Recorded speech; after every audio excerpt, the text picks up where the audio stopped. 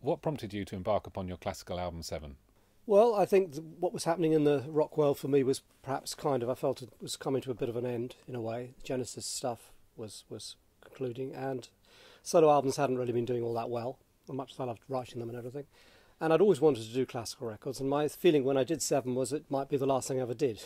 So I wanted to make certain that I kind of had explored this, having many years previously done a film called The Wicked Lady, which had used one of my themes orchestrally done, which sounded really good to me, and I thought, put in the back of my mind that's something I'd like to do before I died, as it were. So I thought I'll have a go at it, really. And I had two or three pieces that I sort of wrote. I had this one piece, obviously, that I had for about 20 years, that was a starting point for it all.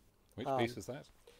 It was called The Gateway, which was originally written as a potential theme for any film. It wasn't written for a specific film. I did have a few other things I'd written at the time.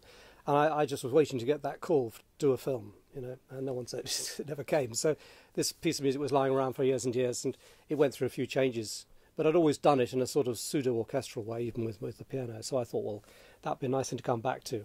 And when I started thinking about doing it, I wrote the piece which became Black Down, which was just really just an improviser done on a string synthesizer, really, just one pass. And I did a series of improvisations, about 20, 30 minutes of it, and condensed it down to what ended up being the result. And for me, it's far and away the best piece on the record.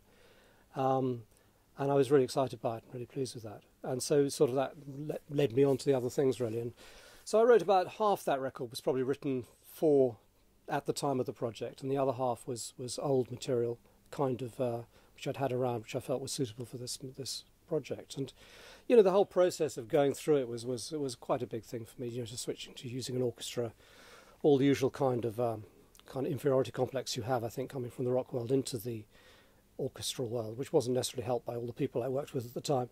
All those things I had to overcome, and I was very pleased to get any kind of result at the end of it, one of which I was, pretty happy with.